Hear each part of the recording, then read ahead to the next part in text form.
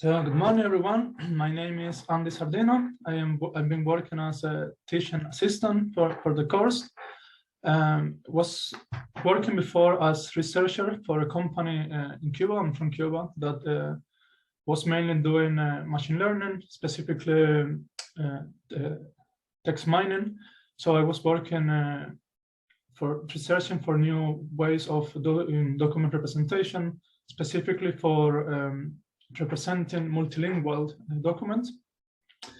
But now I've been a little bit far from the academia and I've been working for the last almost 4 years as software engineer here in Åland Island.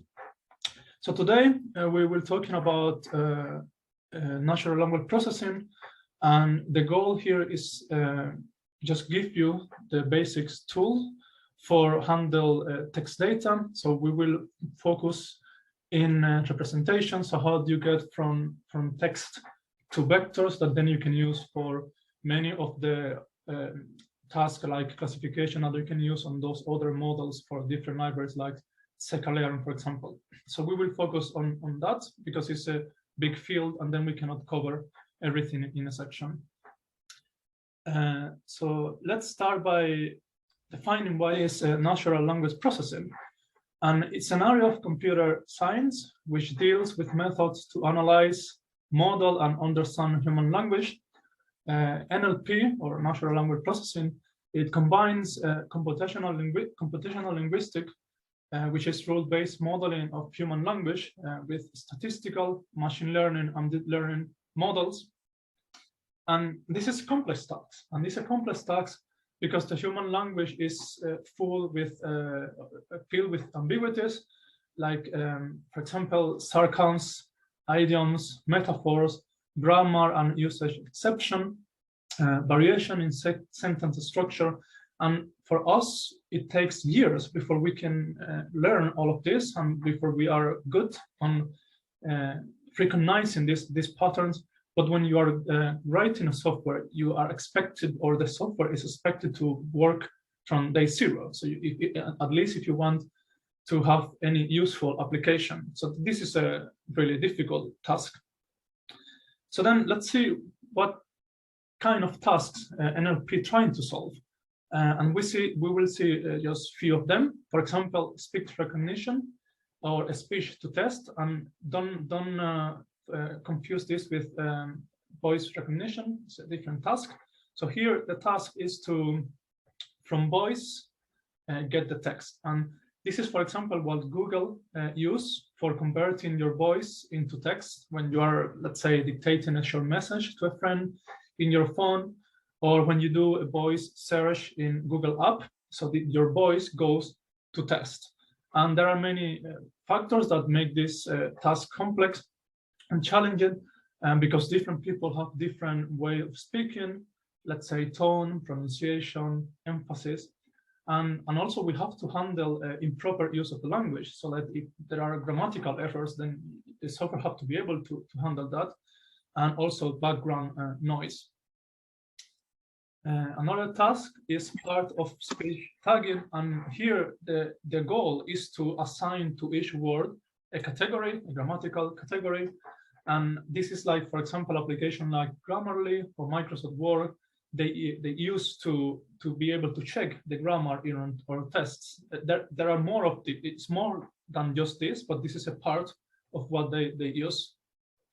For example, in the figure here, you can see the result given the sentence. Aalto University is one of the best universities in Finland.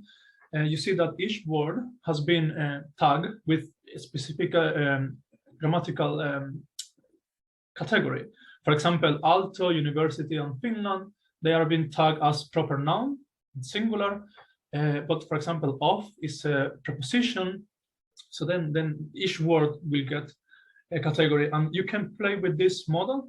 Is in Hugging Face. It's called the API I'm using here. In the netbook, you have a link for this, so you can play with your own sentences, different languages also, and you can actually use it in an application. We will talk a little bit more about Hugging Face in just a little bit. Name entity recognition. And what is a name? What is a name entity? Well, it's a set of elements relevant to understanding the test. For example, an entity could be organization, could be a location, could be monetary values, etc. For example, the same sentence, the model has tag Aalto University as organization and Finland as a location.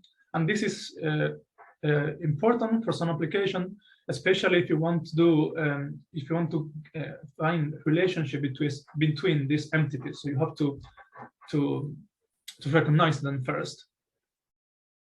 Then we have sentiment analysis, and let's imagine that you are the owner of a company, and this company sells bikes. So you are most probably interested in knowing what are your customer thinking or feeling about the quality of your bikes.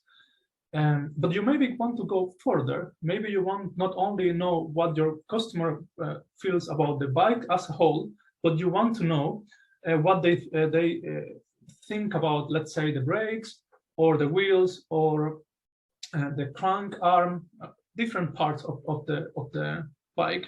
So all of this information that it could be extracted from reviews that your customer give to you, and then being able to analyze properly is being possible using sentiment analysis. In the figure, you can see, let's say, 3 categories: negative, neutral, and positive. But you can have more granularity. Some models give you more granularity than others. You kind of need to choose depending on one you want to achieve. And in the link, you can find more information about the task and what you can do with it.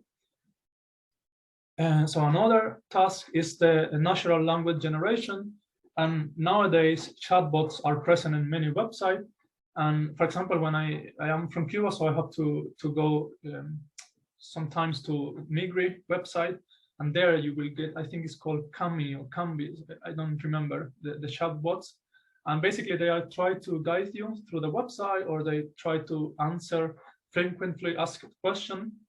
And some of them are really basic, they are just rule-based, but you can find some of them that they are able to generate tests.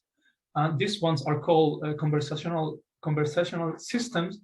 And the final goal is, again, generate tests that could sound as a human produce. So there are many other tasks inside NLP, like topic modeling, information retrieval, question and answering, image captioning, language translation, but we won't be able to cover all of them. If you have any question, just let me know so we can answer the question. And if you feel that I'm speaking too fast, also please let me know so I can slow down and so you can understand. So let's talk a little bit about which Python libraries can we use to do natural language processing. And I will just list some of the most used ones or ones I've been using, but there are many other ones. So the first one is the Natural Language Toolkit, and it's a suite of text processing libraries, and that you will do classification, you will do tokenization, stemming, tagging, parsing, and you can do a lot of tasks. It's really easy, intuitive. You can see in this short snippet of code that is with few lines, you can do a lot of things. It's open source, so it's freely to use or modified if you need or want.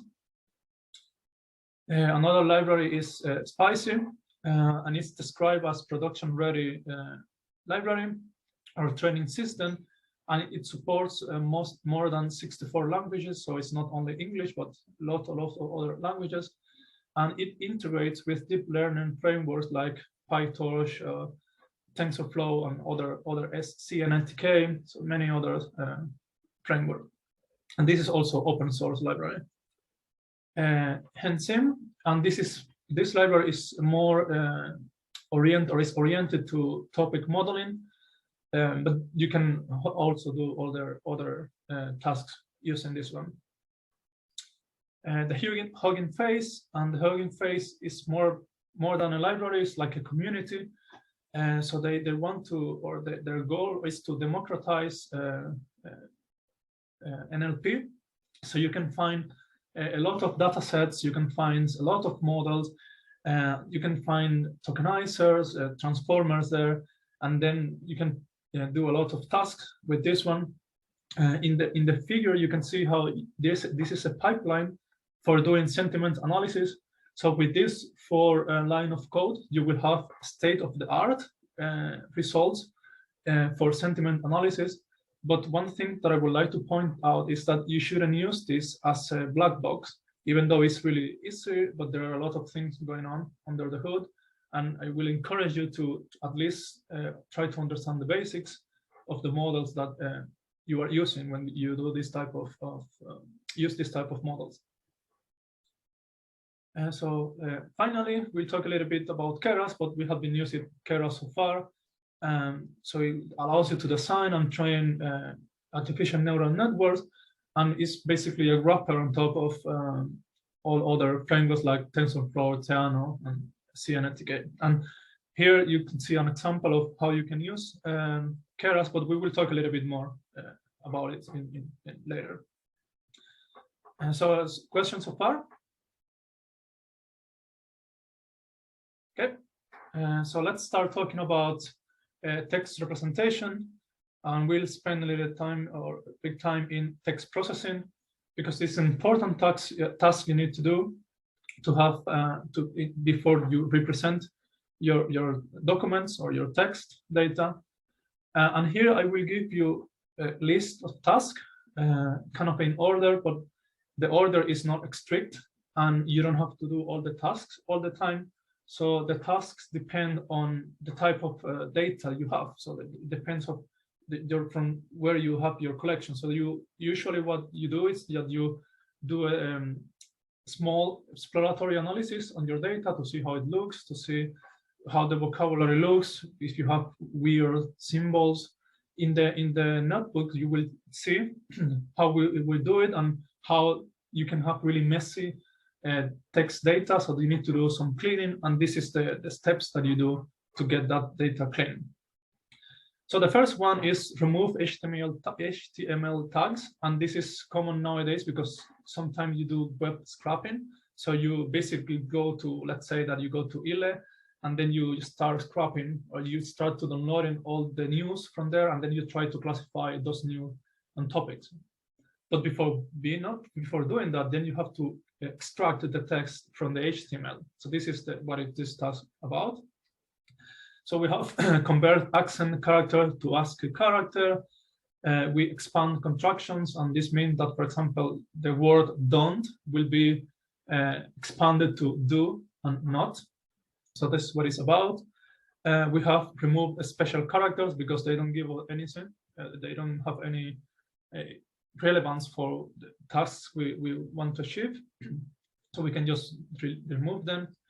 We lowercase all the text, and this is for kind of normalized. So we don't want to have all with uppercase and all with lowercase as a different word. We have to have the same word.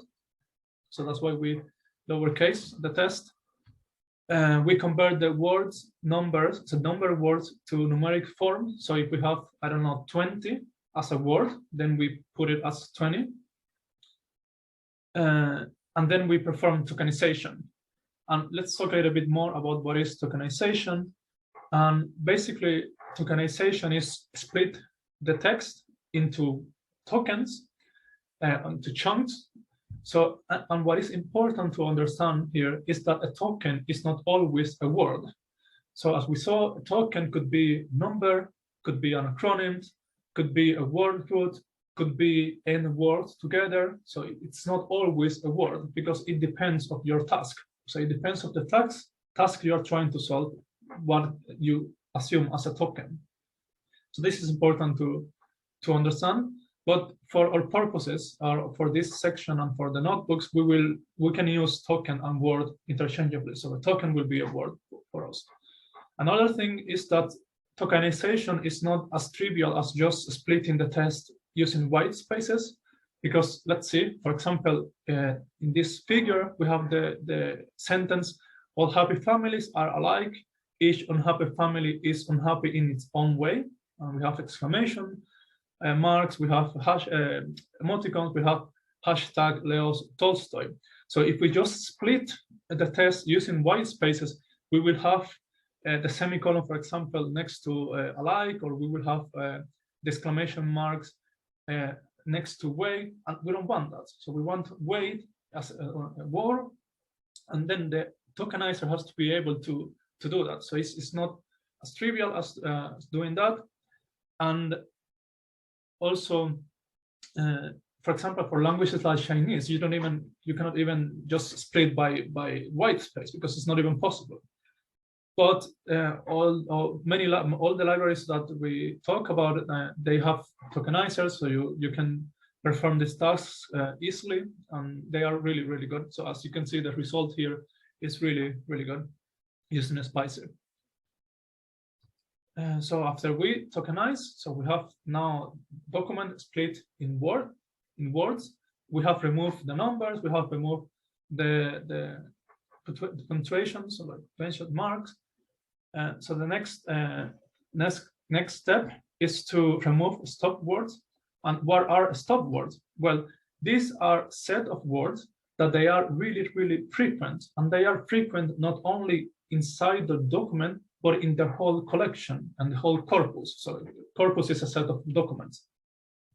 So for example, words like the, in English, the, it's really, really common inside a document or inside a collection, and then they are not useful to discriminate. So if let's say that we are classifying two pieces of, or two documents, so we want to have words that are unique to these documents. So then if you have a word that is really, really in both of them, then doesn't give anything, doesn't give any, and it's not useful for us, and we can just remove it. On the internet, you can find lists. These are links to stop word files. So it's basically just a list of words in different. These ones are in different languages. It's not only English. So if you want to do something in Swedish, Finnish, but there is also more in this. This is a GitHub repository, so you can find many other languages there if you need it. So finally, we do lemmatization or stemming, and remember, these 10 tasks is not that you do all of them. You can do only a few of them, not in a particular sequence. And especially with this lemmatization or stemming, is a lot of experimentation, because sometimes when you apply them, you can get good results, but sometimes your results will be really bad. They will get even worse. So it's a little bit of, you experiment and see if you get better results or not. But let's see what are they. So stemming, what basically is trying to do is getting the root of the word, the stem of the word. So it will just chop off the word endings and try to get the root. But the problem with this one is that it doesn't guarantee that you will get a word that exists, or like a word in the vocabulary. So for example, cats will be cat, misunderstanding will be misunderstand, and both of them belongs to the English vocabulary. But then in the case of troubling, then you can get this stem, which doesn't belong to the vocabulary. So it's not an English word. So this is the problem with stemming. So that we have lemmatization, and it's the same goal. We are trying to get the root of the word, but in this case, lemmatization will guarantee that you will get a word from the vocabulary. So you will get a proper word. But the catch is that it will be more slow, will be way slower. But then it will guarantee that, for example, run, running, and run will be run. So basically what you will get is the word that will be listed in the dictionary. So these words are the ones that are listed in what you will see in the dictionary, and that's what lemmatization is trying to do. So any question about the preprocessing? Okay, remember, if I'm speaking too fast, just let me know so I can slow down. Okay, so this is the preprocessing. So let's talk now about how we go from the tokens we have to vectors. So now we have our documents as a list of words, and we want to achieve, we want to get a vector that we can use to feed the classification algorithms, let's say. And the model we will be talking about is called a bag of words. And this model assumes that the document is a vector from a vocabulary, and the values of the components of that vector are the frequency of the words in that the words, the vocabulary in the document. So let's see an example so it's more clear. So let's say that this is our vocabulary. We have alto, art, bold, etc. So we have 20 words, and let's say that this is our language. So this is the language we know, this is our vocabulary. So then for this set of documents, for each document in our corpus, we will get a vector that will have 20 components. So we have 20 components. And then the first component of the representation for this document will be the frequency of alto inside the first document. The second component will be the frequency of art in the document, and so on and so forth. So each component of the resulting vector will be the frequency of the words of the vocabulary inside each of the documents.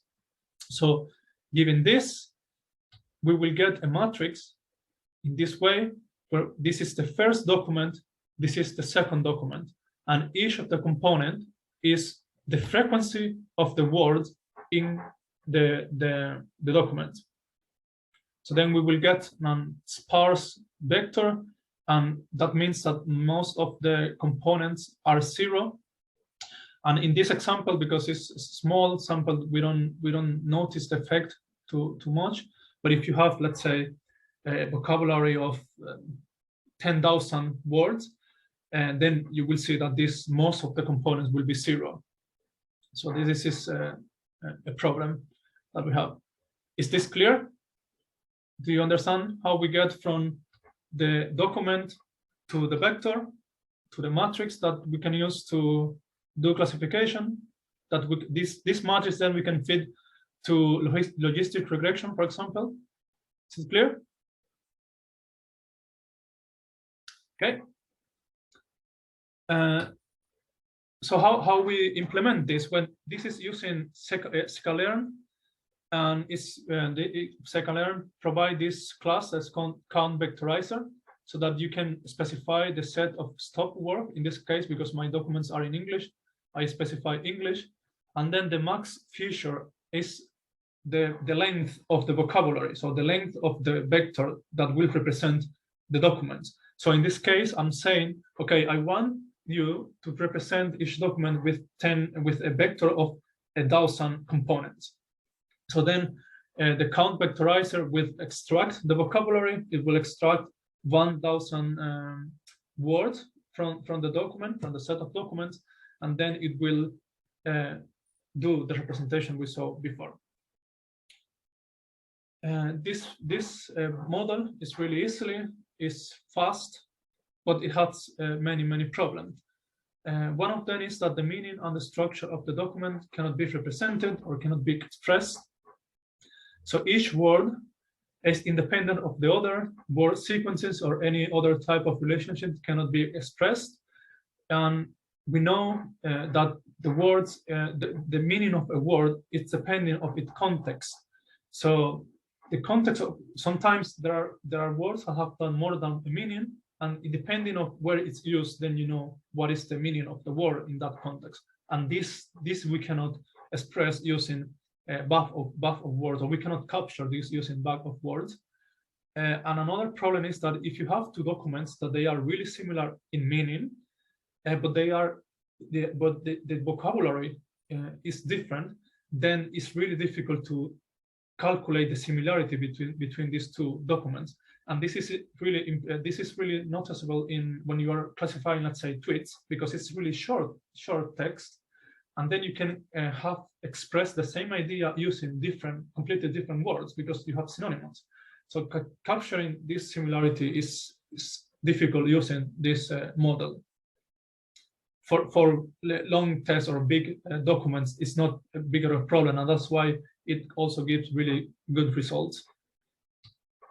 Another problem that we have with path of words is that implicitly, what we are doing is that we are representing each word as one-hot encoding. So each word is basically a vector where the component, it has a 1 in the component of the index of the word in the vocabulary.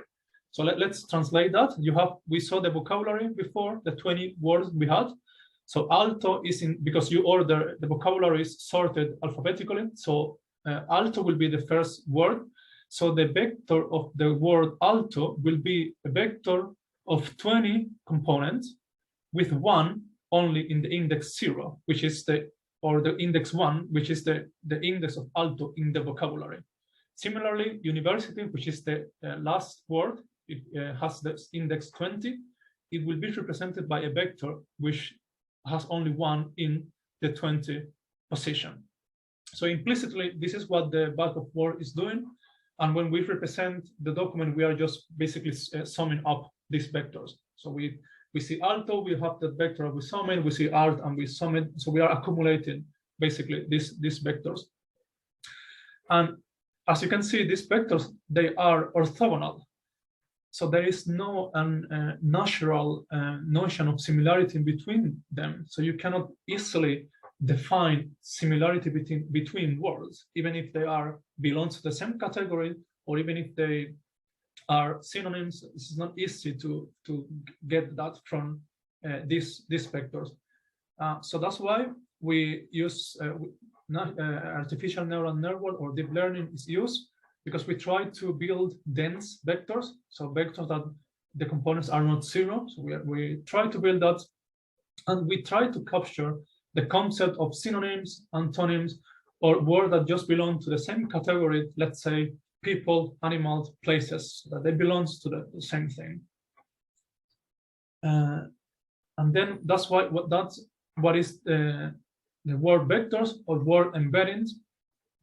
And Hapke defined them in his book, Natural Language Processing in Action, as numerical vector representation of word semantics or meaning, including literal and implied meaning. So here we will get these vectors that will capture connotation of words like peopleness, animalness, placeness, and these dense vectors will allow us to perform queries or do logical reasoning.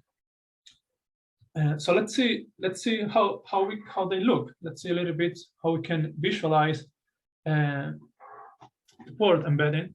And here we have the embedding projector. This is a project where you can visualize word vector. And in the netbook you have a link to this one, so you can play with your words and you can see. For example, here I have query Finland, and you can see that there are words similar to Finland, like so that the model, the vectors that the model have calculated, have captured that words like Estonian, German, Polish, Scandinavian, Finnish are related to Finland. And if you think about a little bit, these are nationalities. So then they are related to the concept of country, which is Finland in this case. You can also see that near to Finland is Helsinki, and surprise, surprise, winter also near to Finland. But we also have another vectors that they are near to Finland, like Iceland, Denmark, Sweden, Norway, and this has captured the concept of country also in this the sense of country of the word Finland. So the word vectors allow us to have this, and of course this is a visualization that was calculated using PCA. So the vectors have a higher dimensionality, and this is actually a parameter that you can pass to the model. But for the being able to visualize, then it has been applied a PCA, so reduced to 3 dimensions. But the distances are the distance in the original space, and that's how has been put in this projector. So you have the link there, so you can, if you want to play a little bit with this. Another interesting application of the word embedding is that you can do word analogies. So you can perform a simple algebraic operation on those vectors that you get as a result, and then you get these interesting relationships like king, the vector representing king, minus the vector representing man, plus the vector representing woman, is approximately equal to queen. And the same thing with Finland minus Helsinki plus Sweden is Stockholm. And there is the Turku NLP group. They have a website where you can play with these word analogies. So, and I also have the link there in the netbooks if you want to try to find other analogies. It's not as good for Finnish language, unfortunately, because of the amount of data that they train. So you won't get the same thing with Finnish, but with English you can find a lot of interesting and funny analogies. So you can try there. But how exactly these vectors are calculated? How exactly are they the train or the neural network are trained?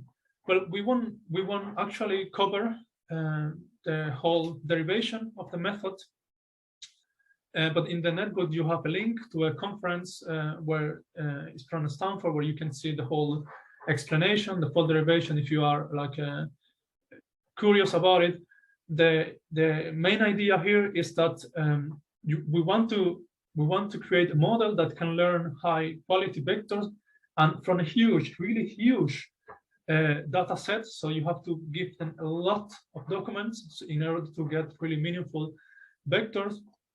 And what the basic idea behind Word2Vec, which is the one we will be talking, there is another one like Globe, but for Word2Vec, the basic idea is that the language is generated through a generative process. So there is a probability distribution that can generate our language. So what the neural network is trying to learn is this probability distribution.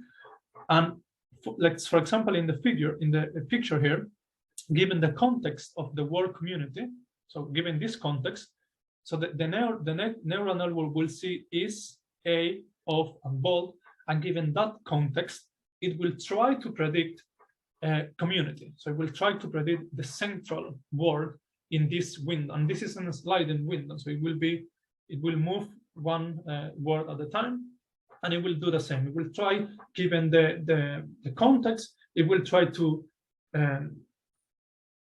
predict the middle word. So this is the basic idea behind Word2Vec. But again, you can go to the conference and see the full derivation. So there are two models for Word2Vec. There are two ways in which we can train the neural network. The first one is called continuous buffer of word, and it's basically what I have described. Given the context of the word, okay, try to predict the middle word.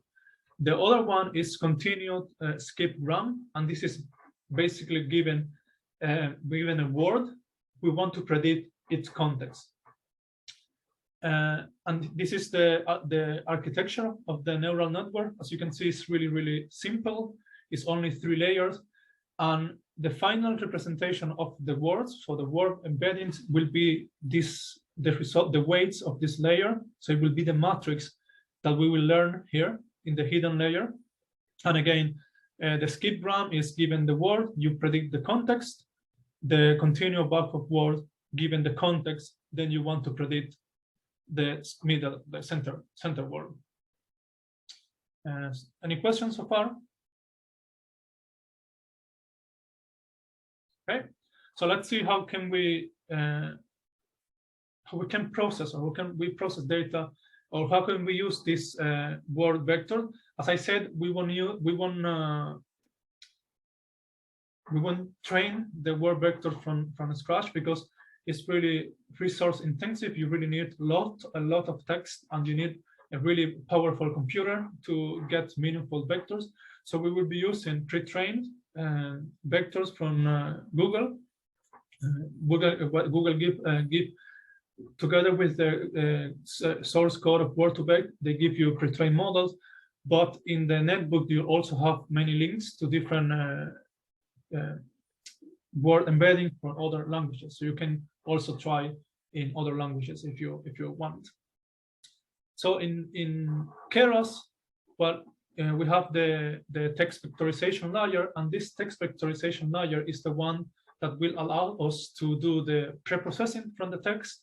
So here, the output mode is basically, because what we will get from this layer is that each word, each document, sorry, will be a vector with the components, instead of being now the frequency, will be just the indices of the word in the vocabulary. So for example, given this sentence, Robert Plant wrote a hell of a song, this will be the resulting vector, and you see I am only showing the first 8 component of the vector, and as you can see, the components is what is the index of Robert in the vocabulary, and this is the index.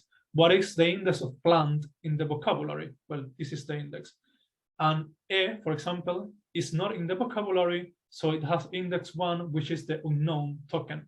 But this is more explained in the netbook. You can read a little bit more careful there, or more explained in the netbook.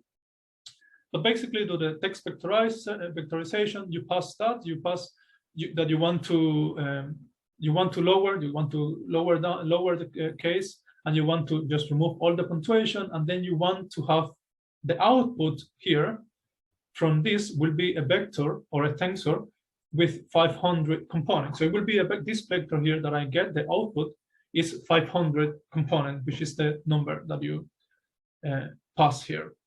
One thing to notice is that this is really, really simple pre-processing. So if you want to do more complex pre-processing, then you have to pass your own routines, and it's a little bit tricky because then you are working with tensors, you are not working with strings. So yeah. But we will just use a simple analysis because we don't need anything fancy at this point. So then given those vectors, so now from the document we get a vector, which is component is an index of the word in the vocabulary. So we need now a map. We need to map from those indexes to the word embedding.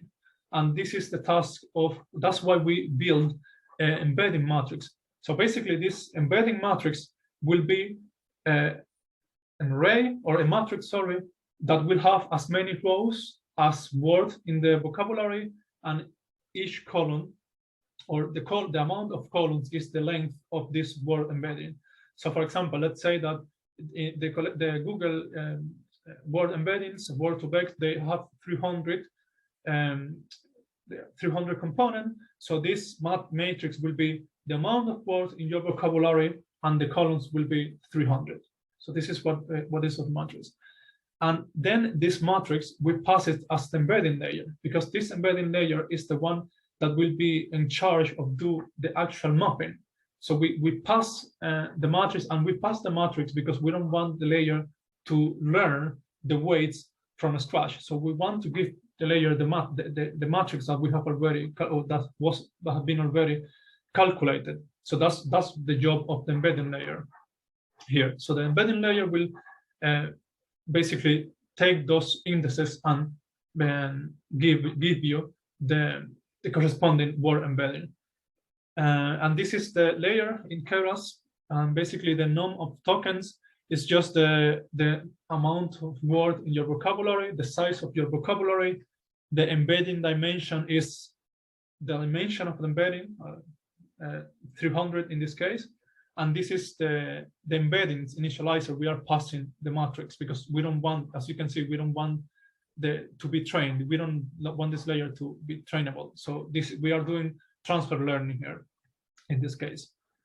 And so the output shape of the embedding layer will be a 3-dimensional tensor, which the first component will be the batch size. So let's say if you want to process 32 documents at once, so that you will have 32 components here. Then you will have the input length, which is basically the size of your vocabulary. So it's how many words have your vocabulary. Each document will be that size, and the amount of columns is the dimension of the embedding, which in this case will be 300. So any doubt, any question with this?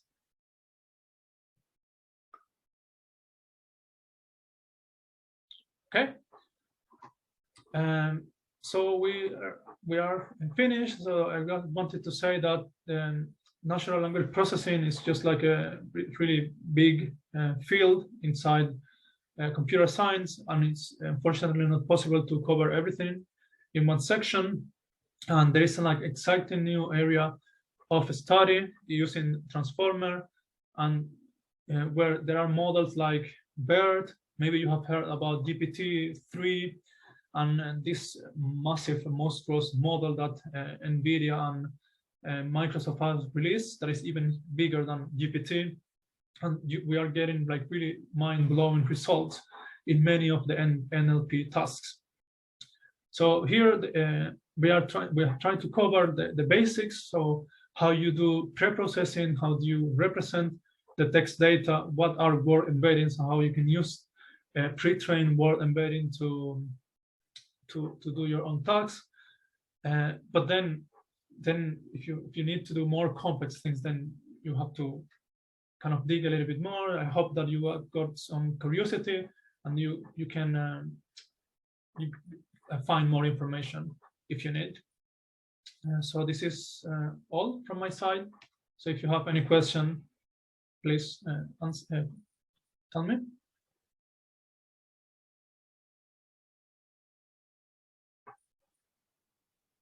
Okay, in the netbook you will see how you actually can use document, or you can perform document classification using a back of Word, and how you can perform document classification also using the Word embedding. So you will have some exercises there where you will get your hands dirty, and you will maybe understand a little bit better what is all of this. So it's everything from my side. So thank you very much. Excuse me. Yep. Can you make some kind of demos, for example, from your programs? For example, speak some things and your program analyzes some things and some kind of a demo to show to us. Is that possible? Well, I have links in the netbook to where you can see many applications. Yes, you will see many things in action there. Yeah, it's just because of time I couldn't put everything here in the presentation, but you will have many things. There is something that is really cool nowadays that I find really interesting. It's called GitHub Copilot. I don't know if you have heard about it. And it's basically, they have used GPT-3 for generating code. So then you can install GitHub Copilot in, let's say, Visual Studio Code. And while you are, you can just put a code comment, like I want a function, let's say you are doing Python, and I want a function that sum two numbers. And then the Copilot will read this comment and then will generate a function that sums the number, for example.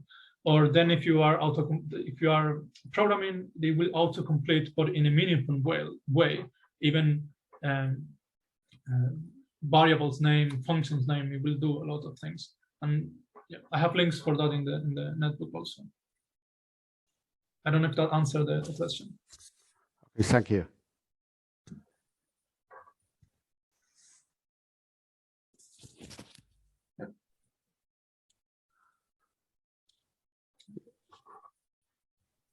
Okay, thank you very much. Then